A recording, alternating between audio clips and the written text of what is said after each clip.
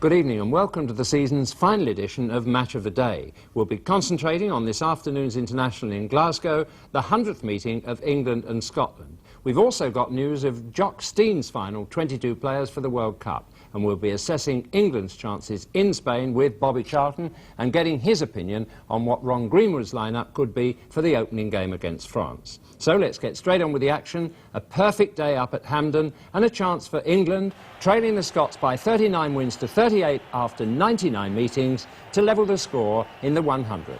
Your commentator is Barry Davies. The referee is ready. The England on the right, and there the Preston plumber, Tom Finney, and to his right the very much larger figure of George Young, former captain of Scotland. Danny McGrain, the present captain, follows him.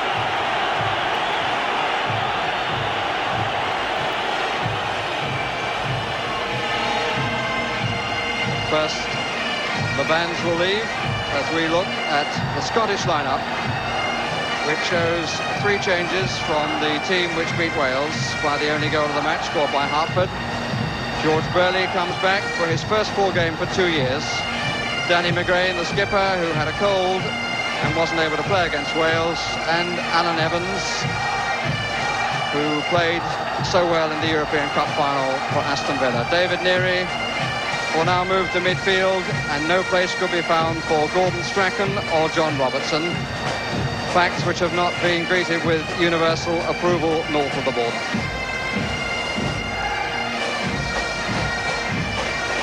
The England team shows 5 changes, and of course everybody's speculating on how close the 2 lineups are to those which will be used by the managers in the opening matches of the World Cup. Mick Mills comes in, ousting Phil Neal. Trevor Brooking gets only his 2nd game in 10, these days playing in the ones that matter, or matter most. Kevin Keegan comes back, and Steve Coppell tests his injured left knee.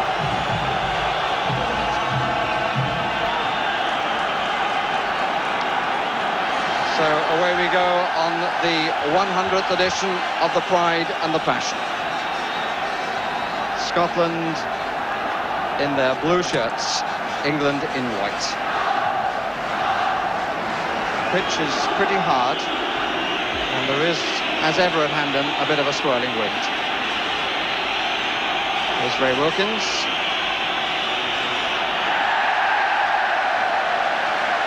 Applause for the first challenge won by George Burley, but in the opinion of the referee, the first free kick of the match. Well, if he gives them for that, he's going to give a lot this afternoon. David Neary under the ball. Good stretch by Evans. Comes down to Brooking. Oh, that's not a bad try by Trevor Brooking. He hit it so sweetly. Player who scored in this fixture 2 years ago, and he, like Finney, has not been on the losing side. Really hit it well, very sweetly indeed.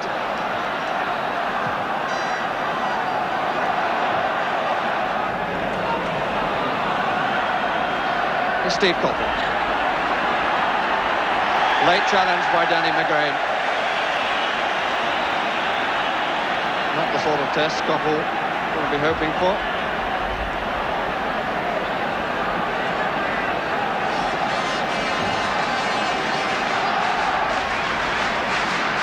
Wilkins leaves it.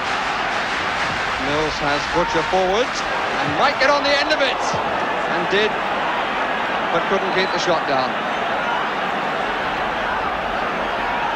Hit slightly longer than the Scots were expecting. And I think Butcher was surprised at the ease with which he was allowed to get on it, but he couldn't get any direction on the shot.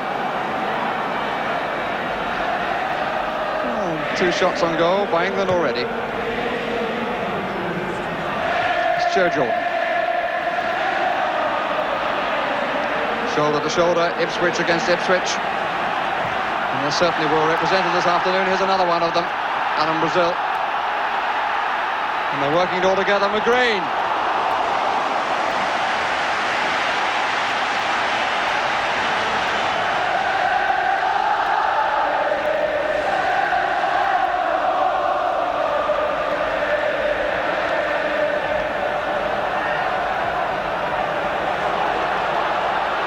Here's George Burley.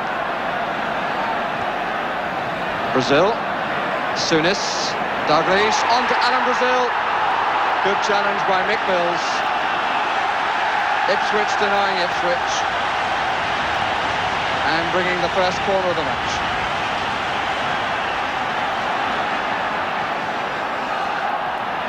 Jordan's header took it away slightly. McGrain trying to get it wide to Brazil.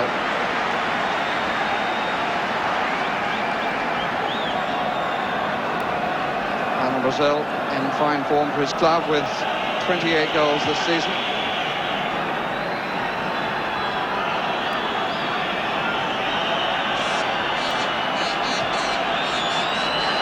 Brooking. Keegan and Mariner in the middle. There's Mariner! It was a clear header, which he directed wide. Brooking the provider, chewing the men in the middle. Mariner met it comfortably, but gave it too much to knock it wide of what for him was the far post. Typical backtracking by Steve Coppell. And battling, but too much for the referee's liking.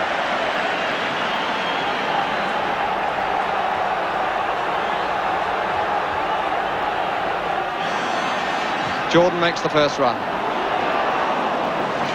And it worked out as a back pass off Brooking.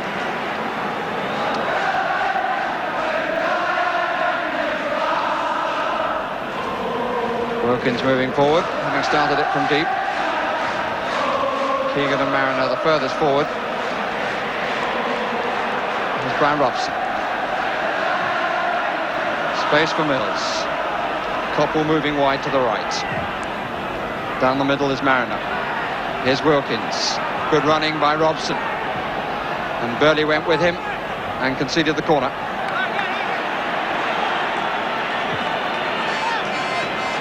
There is Butcher going into the 6-yard area. Mills coming for a possible short one. Got a cue on the near post. At the back is Robson. And a flick from Butcher off the crossbar, finally in by Mariner. It was Burley who knocked it up onto the crossbar. But once again, Paul Mariner is the Johnny on the spot. The whistles go up. From the first corner, all sorts of problems for the Scots. And not up there by Butcher. Burley off the crossbar, which is square, but in came Paul Mariner to once more get the goal for England. There's Butcher with the flick. Burley covering. It came off the underside of the square crossbar, and Mariner got there before Alan Ruff. Paul Mariner's 8th goal of his international career gives England the lead. 13 minutes, proving an unlucky time for Scotland.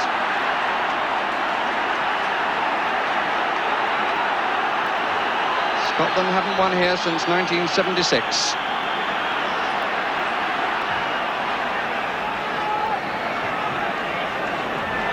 Alan Ruff not as determined in the challenge as Mariner was.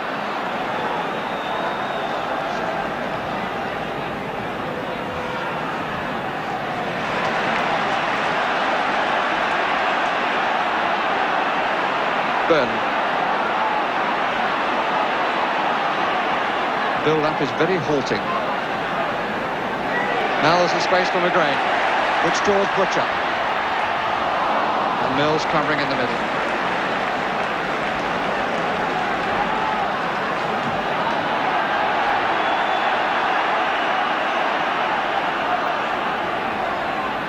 Davies. Going again, the extra attacker. Davies once more. Brazil. Souness.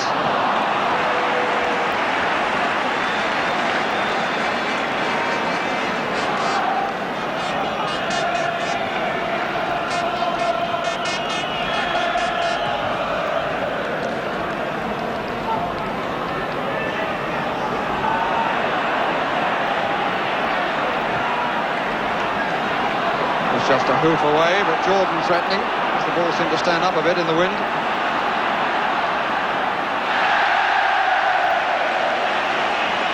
And the error by Sansom, handsomely greeted by the crowd. Dalglish. Hartford. Jordan, the free kick given.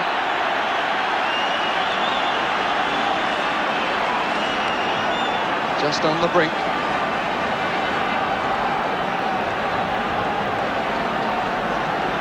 That's how close, and that's the view that Alan Ruff will have from the other end.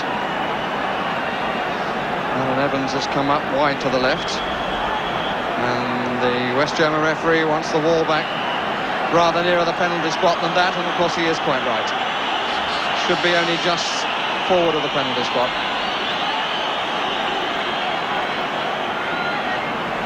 Souness, number 8, and Hartford with the plotting, and Hartford strikes, and Chilton with his body entirely in line of flight.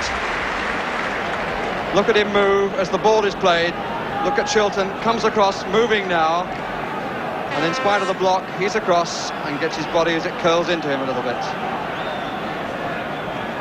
Wilkins. Koppel hugging the right touchline. Evans ahead of Keegan.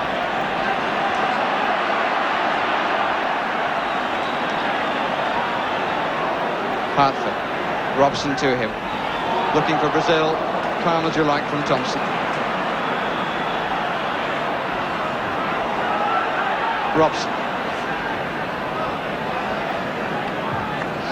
Slightly half-hearted shoulder by Mariner.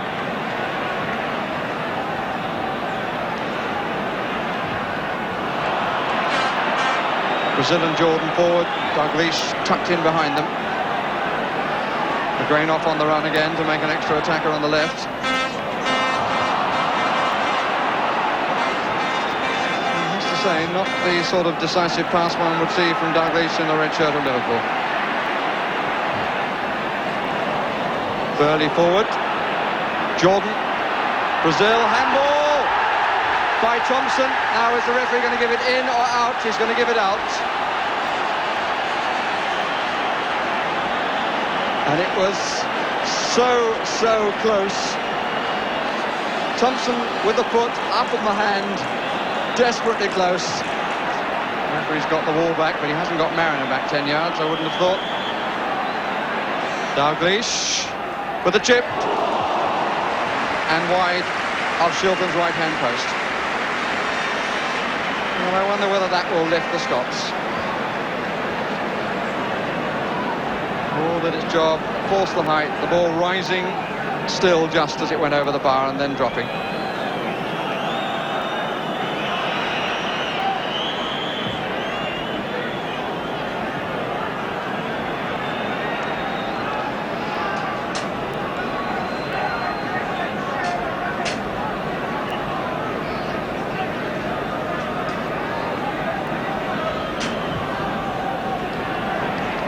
Davies. Grain forward. Souness, Wilkins.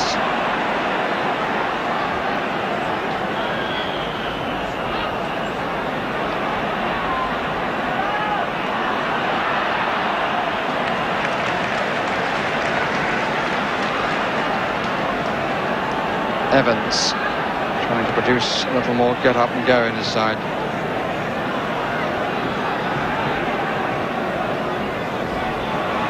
Brazil. Hartford well forward this time. Dalglish. Brazil trying to hold it up. That's a nice turn. Couldn't get power on the shot, but he went one way and then the other.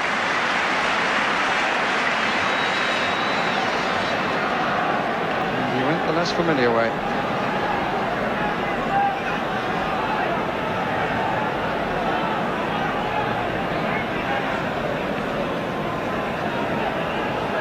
Butcher.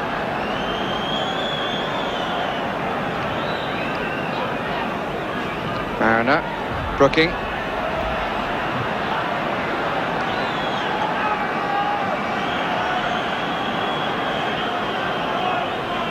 Koppel on the right. Robson coming to take over. Wilkins forward of Keegan.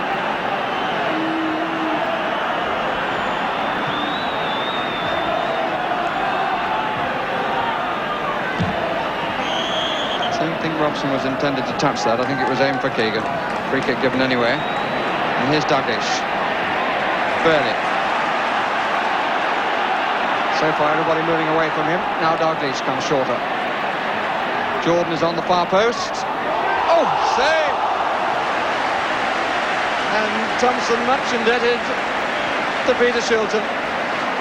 Intention to head over the bar, but he nearly produced a spectacular own goal. Indeed, it caused the first real exertion from Peter Shilton. And the best effort from Scotland has come from an Englishman. Souness! It was very well struck. And there was quite a crowd, I think, in front of Peter Shilton. He didn't get a completely clear view of it. Knocked it up. But the recovery was comfortable, and Souness was denied. We can look again. There's Thompson trying to head it up over the bar, but hits it much too low, and it was a good stop from a surprise goalkeeper.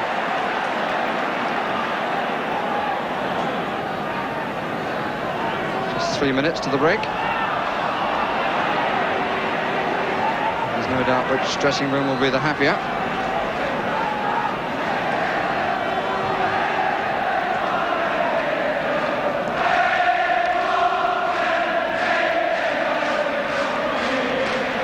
Evans, and obstruction given.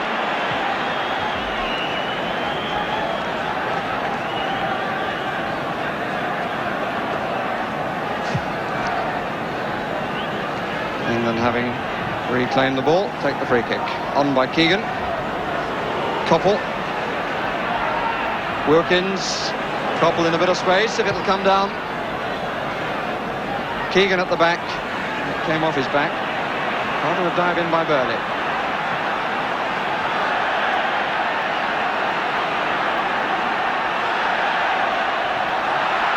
Scotland throw. No, the referee overrules the linesman. Mariner, that was beautifully done on his chest when Hansen was expecting the header.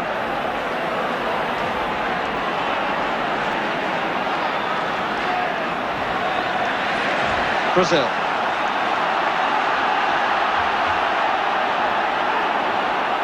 Hartford arriving to the left. And Butcher with an incisive and decisive challenge.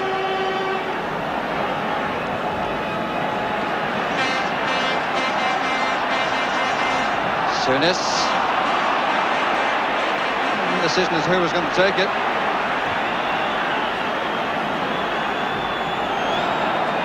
Souness. Butcher's header. But a little kindly, much to the efforts of Wilkins.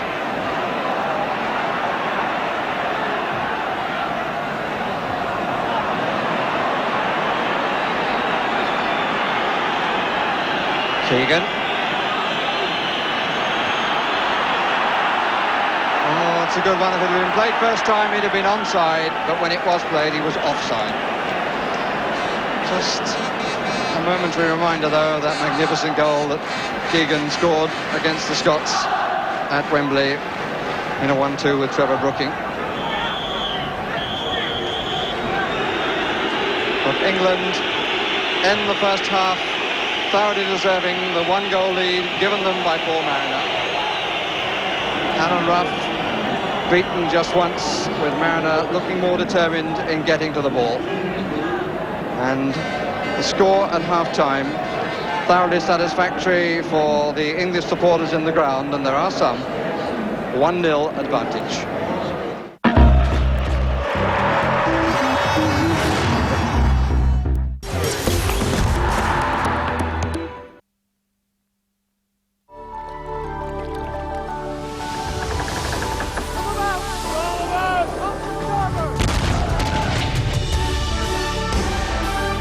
There is a place where the ordinary is always extraordinary. And where once upon a time happens once upon a day. Come live your dream at Disney Parks, the place where dreams come true. Visit disneyparks.co.uk.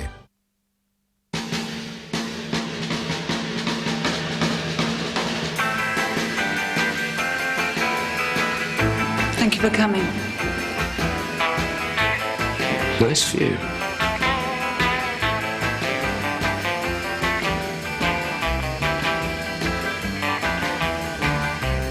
So what can I do for you? I need you to find these designers. Just one question. Why? Because I've got nothing to wear.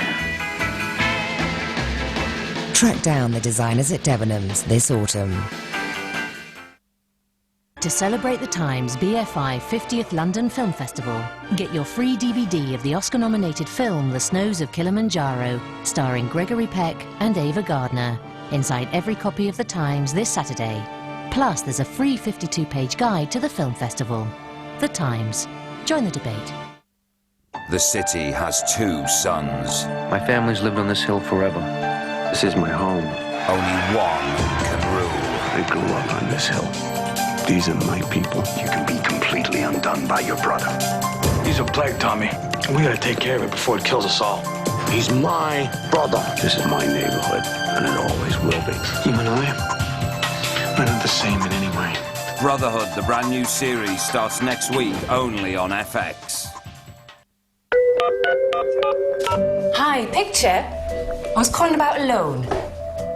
Yes, we do have a mortgage. Mum, where's my scooter? Try the garage. If you've credit cards and loans in different places, call Picture on 0800 064 3900. You could rearrange your credit into one easy, affordable loan so you can keep track of your money. Tess, where I'm on the phone to Picture. Don't worry, it's always like this here, but at least I can get my credit sorted. We'd like to borrow £25,000. Mum, I can't find my trainers. Under the bed. How much a month would that be? Really? Well, that's a lot less than we're paying now. So what do I need to do? My scooter's not in the garage. So that's all there is to it. Great. Josh, Dad's found your scooter. Call Picture Loans on 0800 064 3900 today, because it's nice to know where everything is. That was great. Some helpful tips for cricketers. Ball care is crucial. I think that's probably missing leg stump. Certainly getting a right hand to it. Never upset the umpire. There's big pockets in the umpire's coat, carry knives. Watch where you put your feet. Most times his feet aren't... A little bit down the leg side. Remember, these simple tips and play will never turn nasty. But he's shown good control. 4 classic Ashes tests from Boycott's first test appearance to his 100th century. Tonight at 8 on ESPN Classic. It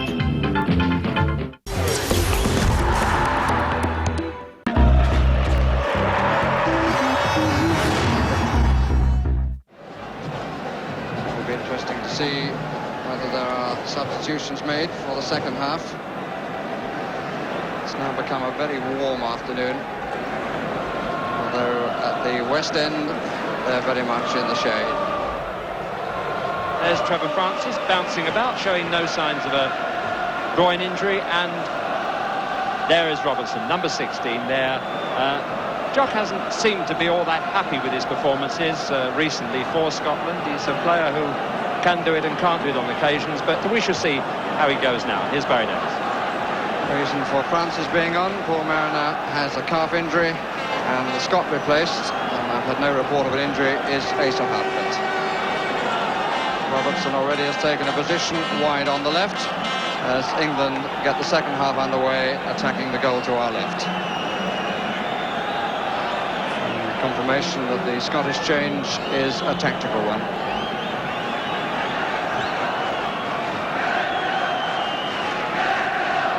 Francis, who's been suffering from a groin injury and who has been somewhat injury prone, or seemingly so.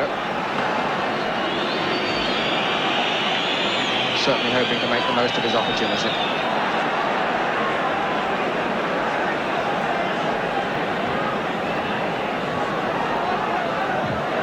Francis looking for and finding Brooking.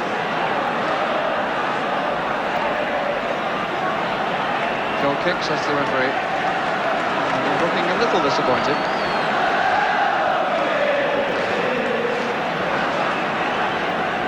Scottish comeback, if such there is, very much still on the launching pad.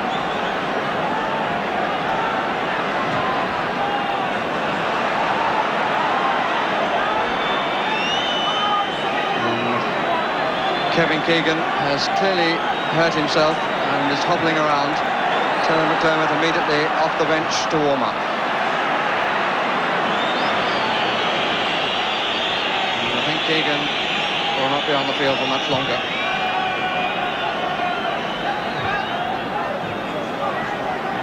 Souness.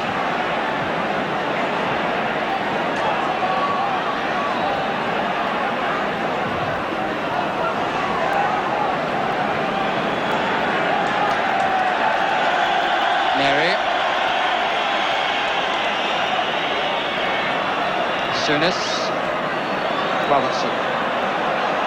Mills shows him the line. Again, the ball played inside immediately. Here's Dalglish.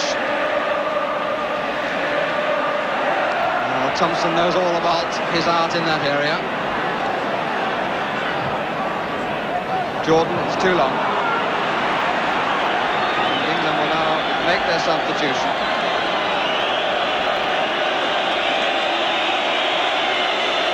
Keegan coming off for fear of any further damage, with the World Cup beginning only 15 days away.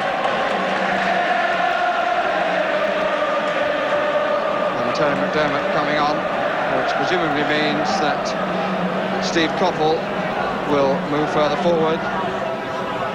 Hansen, Souness.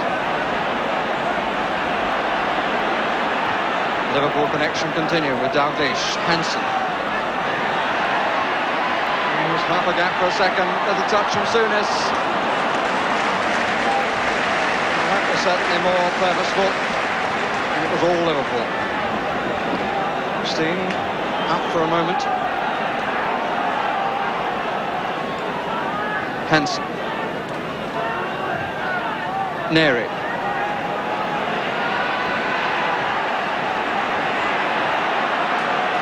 McGrain.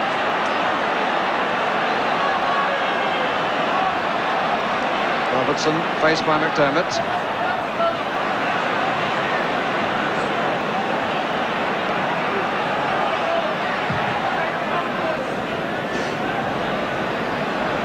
Burley.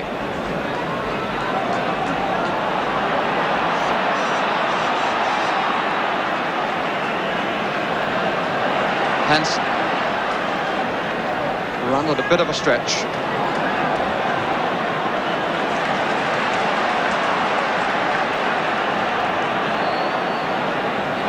Brazil. Graham has gone outside. Here's Davies. Let it go well. David Neri. Robson was flattened off the ball. And David Neri had the space, and I think the shot had half a deflection. Did it came a bit off Kenny Sansom. And with the ball out of play, there will be chance for Scotland to make their second substitution. And it's going to be Paul Sturrock, who comes on current Footballer of the Year, to replace Joe Jordan.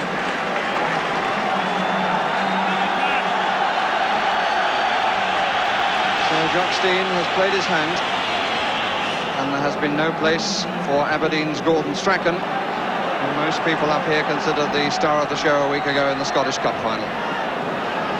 But she's being rested for later. Brazil.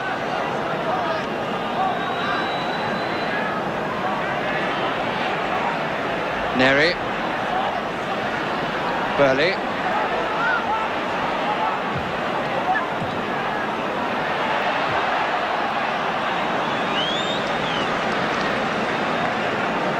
I'm just wondering whether I'd approve of that substitution if, as that banner said, Kenny Dalglish was made on the 8th day by God. He was made, I think, as a front player, and I think David Neri, if he was made on the same day, was made as a number 6 and not a midfield player. Scotland could come back into this match and do very well, but I still feel they need more creativity in infield, but they're at the moment under pressure, but it's relaxed as Ruff picks up the ball. But I just feel that the substitutions have not been the best. They're still struggling for enough players who are inventive in midfield, but England are back on their heels. Trevor Francis can't get a smell of anything because Toffel's not looking match fit, and Brooking has tended to go out of the game in this half as much as he was in it in the first half. So that's why England are back on their heels. Here's Robertson. Oh, he hit that well. Shot on drag, really. Didn't seem to have the opportunity for the shot. But saw half a gap there and went for it.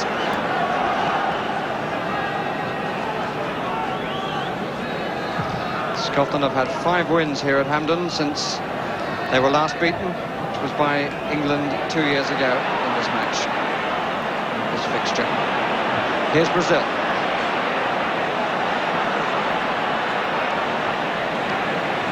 John Robertson hasn't yet managed to get to the goal line to pull it back.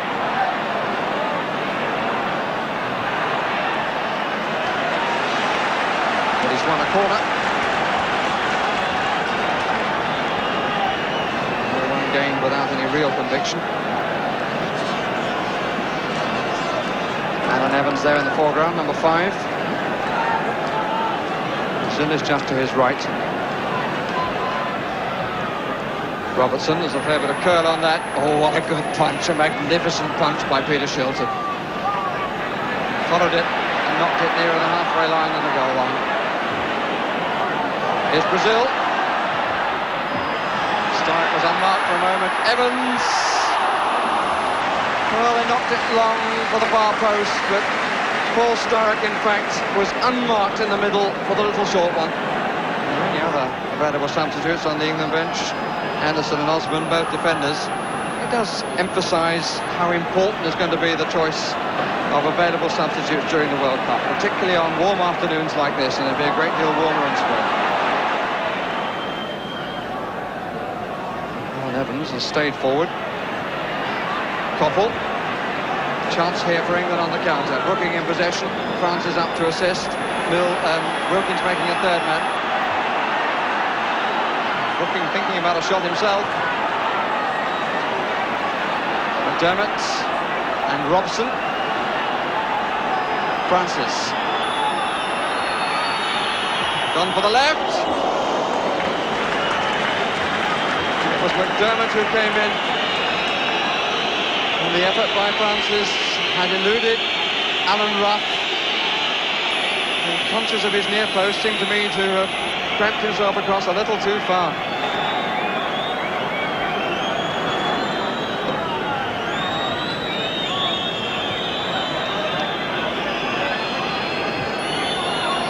Two whistles amongst the cheers of the hopeful. 7 minutes left. England 1, Scotland 0 in the 100th meeting of the two countries.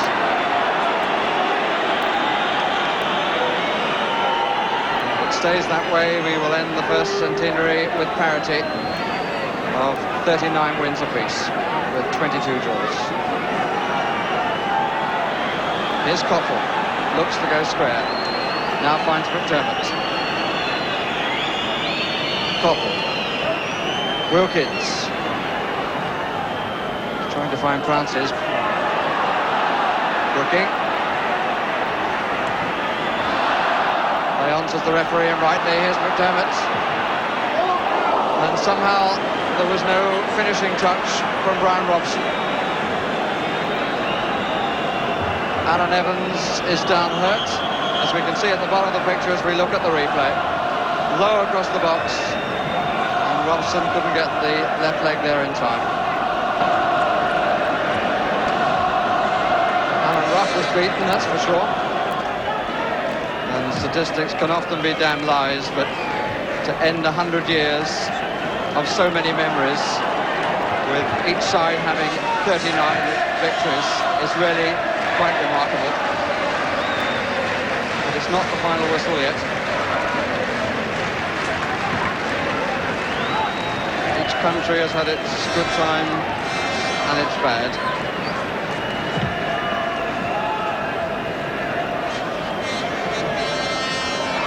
early. Evans hasn't got time to go back. We make it that we've had a minute allowed for the injury and the odd stoppage. And here's Mick Mills, Danny McGrain, and dangerous play by Danny McGrain. Put up.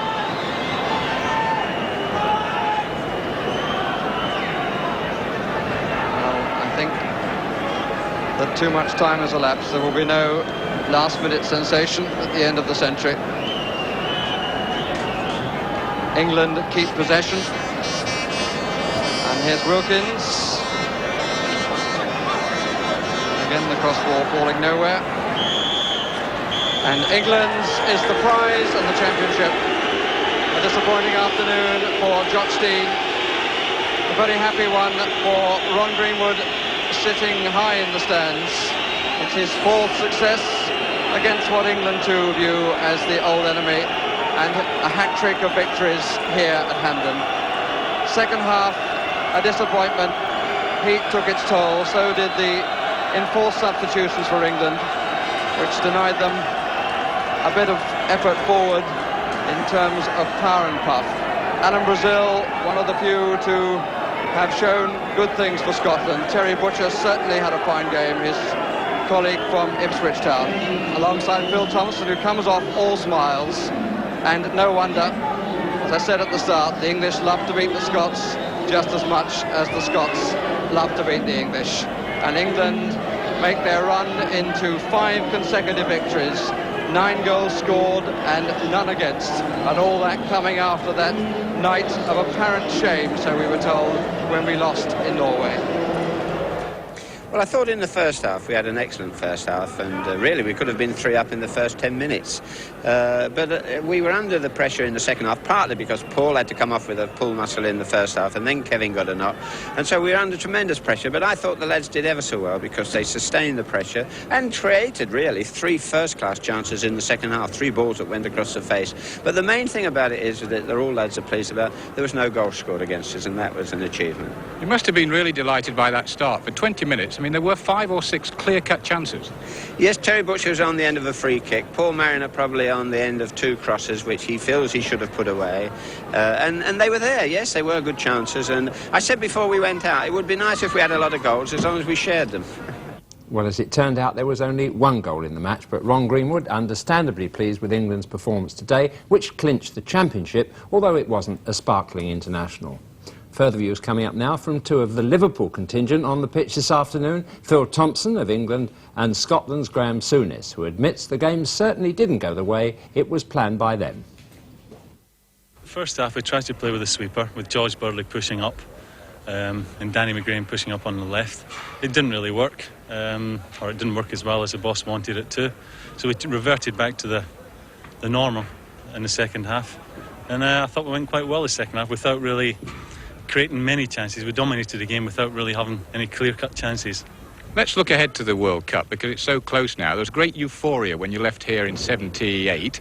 Now today it's quiet fans. Do you think that perhaps is not a bad thing? Well, I remember the last time we went, I think we lost here as well the last time. So, but still went with a certain amount of euphoria. Yeah, well, hopefully, as I said, we've learned from today, or can learn from today.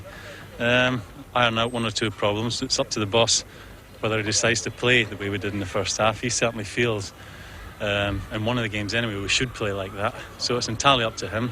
I just hope we've learned from today, Bob. And I'm sure supporters, when they wake up tomorrow, they won't be too downhearted. They're down at the moment, same as we are, but hopefully we can look forward and beyond this game and maybe do well in the World Cup this time. We got a few men back and we played in front of our lads. We made them play it square all the time. So they got very frustrated when they couldn't get through, and we kept their chances down to a complete minimum. I was the only one who gave them a chance, I think. Yeah, I'm usually lethal from that position, but I tried to put it away for a corner and it come off the other side of my head, but it was a fabulous save by Schultz. I made up for him. I must just ask you about the World Cup and looking forward to it, and I know you are doing that. England have had a struggle to get there in the first place. There's a Falklands crisis, and I know tremendous support from the lads out there, and likewise. Now, do you feel that really England are perhaps on the crest of a wave for this World Cup? Well, it's no good sort of blowing our trumpet too soon. we're just happy the way things are going. We're going there as a bit of underdogs, which could be a good thing. But we'll just be happy that if we can give some great performance, and hopefully Scotland and Northern Ireland, and the lads out there, if you're talking about the Falklands, they must probably get the games on video and give them something to shout about. So we're all hoping we'll all do our best out there in Spain. Plus the fact that Ron Greenwood, you know, is about to retire. Yeah, it's a shame really, because he's an absolutely wonderful man. He's been great for English football. He lets us express ourselves on the field, and thankfully we're getting a few dividends from it now, and we hope we do well in Spain for him as well, for our country. Well, a warm tribute to Ron Greenwood. The Scottish manager, Jock Stein, named his final squad of 22 immediately after today's match at Hampden. Despite the 1-0 defeat by England, all the Scots who played today will be in Spain. There are 12 Anglos in the side, with Liverpool and Ipswich supplying 3 each, Hansen, Souness, Dalglish and Burley, Walkham, Brazil. But 2 players who won't be going are West Ham fullback Ray Stewart and Celtic's midfielder Tommy Burns. And Scotland's manager Jock Stein said it was harder to tell them they wouldn't be going with us than it was to take defeat by England today. Well, with me, Bobby Charlton. Scotland seem to have made up their minds. Bob, what do you think Ron Greenwood's mind's thinking at this moment, and who do you think he's going to choose? Well, I think Ron Greenwood's also got some disappointments to pass on to 1 or 2 players. I think over this past week he's been particularly fortunate in as much as the team have played very, very well, and possibly some question marks that he had against some of them have been erased. He's got a few problems in as much as it's a nice problem. He's got a lot of very, very informed players, and who he picks at the end of the day, I think, is going to be revolve around certainly the 12 or the 13 that played today. Well, let's have a look at that team, Bob, and see your judgment of those. Shilton and the back four to start with.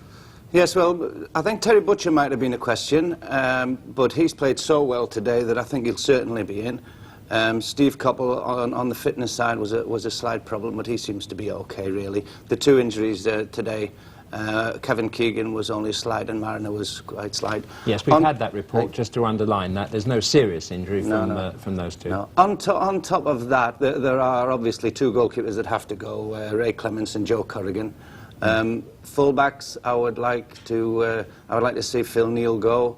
Mick Mills, obviously, I've said already. At the back, a problem we seem to have, which has gone completely, is that we've got lots of lads at the back that are playing particularly well.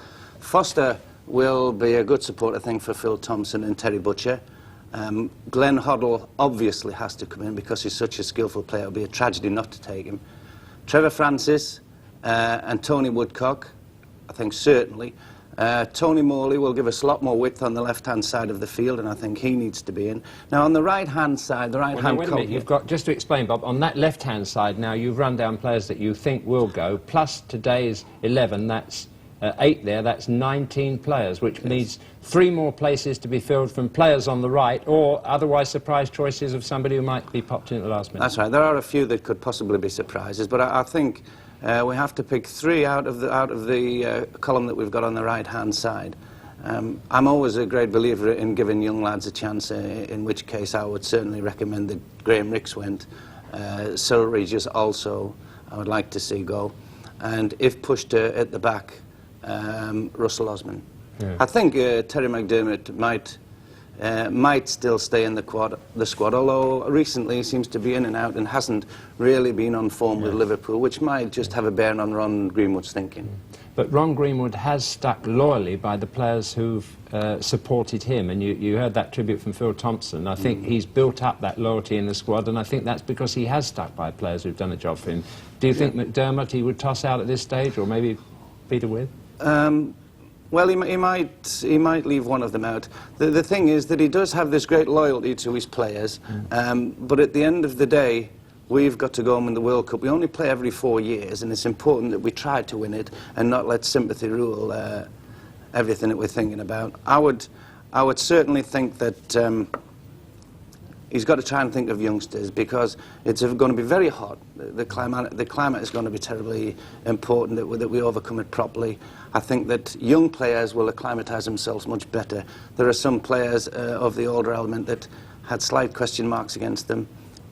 I don't really want to go to Spain thinking that we're going to do reasonably well. I want us to go thinking that we might win it. Could I come back? Yes, I agree with you there. Could I come back to that original team, if we might be able to get it up just in a moment to finish with, and say, would that be the team that you would like to see take on France in the first match, or are there any changes from that? That's today's team we're talking about, supposing that everybody is fit. There it is. Would you leave that as the team, or what changes would you make for the opening match? Well, I think I would leave the defence certainly as it is, and possibly even the midfield. Trevor Brooking may be a little question mark because he did actually fade a little bit as the match went on today. I think Trevor Francis is such a good player, it seems criminal to go to any country without taking him. But who do you leave out? The nice thing about this week is... I was just going to say that if you've got a player like Kevin Keegan that isn't actually guaranteed to play simply because of the competition that's around him, I think that we could feel very healthy. That's a lovely word on which to end. Thank you very much for those comments. Well, so we come to the end of our Match of the Day programmes for this season. But in 2 weeks' time, the World Cup starts, and unlike England, the BBC has no doubts about its team. Well, I think so. Among the matches you'll be able to see on BBC television are England's opening match against France and Scotland against the favourites Brazil. And however much football you've seen this week, when crunch time comes, I don't think many people will want to miss those two. And reflecting on England's change of fortune since September, we might almost be persuaded to anticipate the World Cup finals with some relish. Since Norway disgraced them, England's record has been exceptional. But who'd have guessed it on that fateful evening?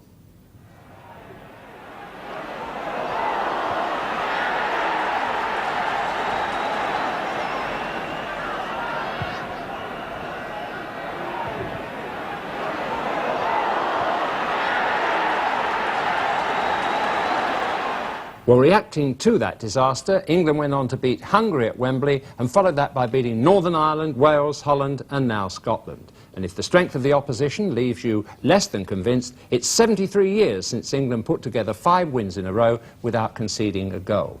And if confidence breeds success, there's not the slightest reason why England should travel to Spain with a negative attitude. So let's end our Match of the Day season by wishing them luck, and Scotland and Northern Ireland too. Good night to you. Jimmy Nicholl takes it. Up goes Billy Hamilton. Armstrong, yes! Alec McLeish is there. This must be a chance of brilliant goal. Kenny Davies. Quite a queue on the near post. At the back is Hobson. And a flick from Butcher off the crossbar, finally in by Mariner.